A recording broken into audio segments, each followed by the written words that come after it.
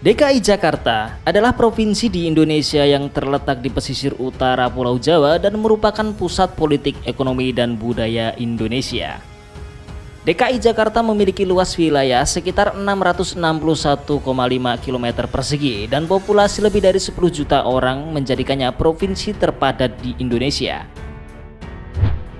DKI Jakarta sebelum menjelma sebagai kota metropolitan seperti saat ini, DKI Jakarta mengalami perjalanan sejarah yang cukup panjang.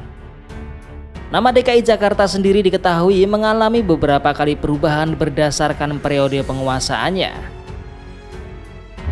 Berikut adalah paparan sejarah perjalanan perubahan nama DKI Jakarta dan bagaimana Jakarta menjadi sebuah provinsi di Indonesia.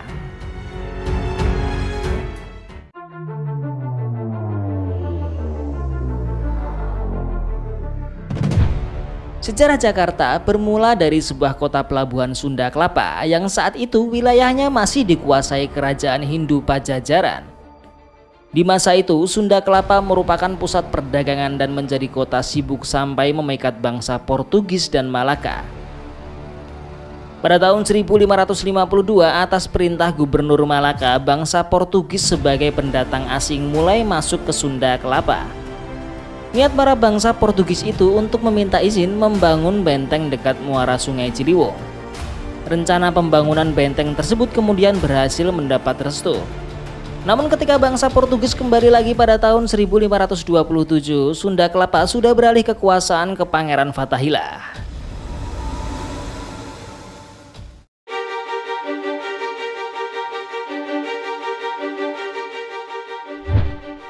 Berlanjut tentang sejarah singkat kota Jakarta, perpindahan kekuasaan Sunda Kelapa ke tangan Fathahilah ternyata memicu pertempuran di antara keduanya. Pertempuran pun berlangsung sampai akhirnya Fathahilah dinyatakan menang dan langsung mengubah nama Sunda Kelapa menjadi Jayakarta.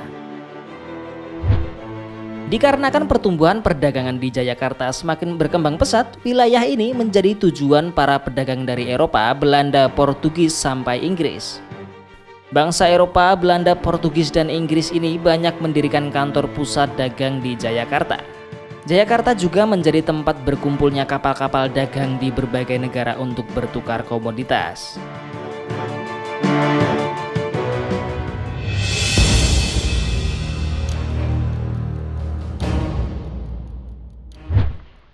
Pada tahun 1619, Jayakarta mulai dijadikan pusat kekuasaan bangsa Belanda di Indonesia. Hal ini bermula ketika Belanda memindahkan kota Serikat Dagang VOC ke Jayakarta. Selama dikuasai Belanda dan dipimpin Jan Pieterszoon, Jayakarta kembali mengalami perubahan nama menjadi Batavia. Belanda juga membuat rancangan tata kota Batavia menyerupai kota-kota yang ada di negaranya dengan ciri berbentuk balok dan dipisahkan dengan kanal. Pembuatan kanal-kanal di tengah kota ketika itu banyak dikritik karena dinilai kotor dan menjadi sumber penyakit, bahkan sempat dijuluki semeteri orang Eropa. Masa kekuasaan Belanda di wilayah Batavia ini cukup lama, sekitar 3 abad dari 1619 sampai 1942.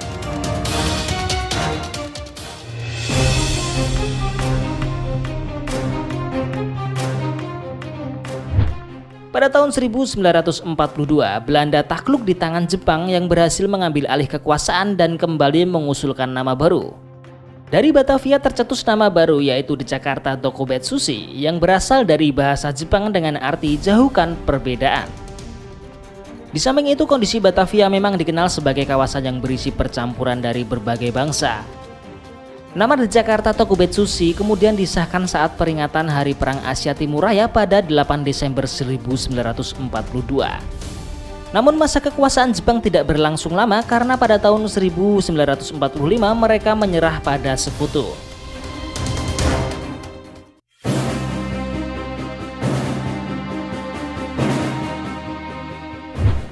17 Agustus 1945, Indonesia mulai mendeklarasikan kemerdekaan negaranya sehingga berganti nama menjadi Ibu Kota Republik Indonesia. Arnoldus Ishak Zacharias Mononutu selaku Menteri Penerangan Republik Indonesia Serikat mengatakan sejak 30 Desember 1949 dinyatakan sudah tidak ada lagi sebutan Batavia. Ibu Kota Republik Indonesia ini pun mendapat sebutan baru yaitu Jakarta, bahkan bukan lagi The Jakarta.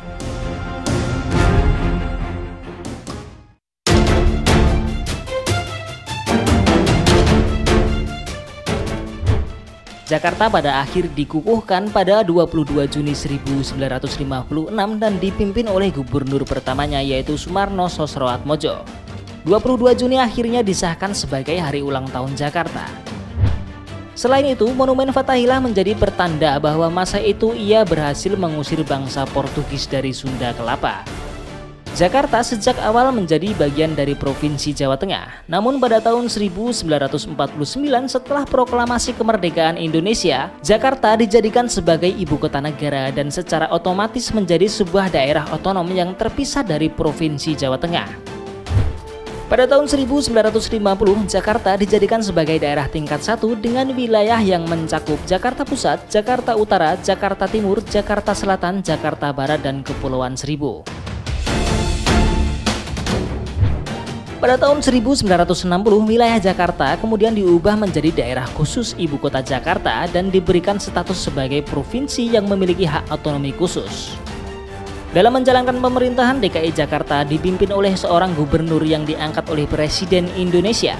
DKI Jakarta juga memiliki Dewan Perwakilan Rakyat Daerah yang dipilih pada era Orde Baru. Pada tahun 1960-an, Jakarta dijadikan sebagai daerah khusus ibu kota oleh pemerintah untuk meningkatkan statusnya sebagai pusat pemerintahan, ekonomi, dan budaya.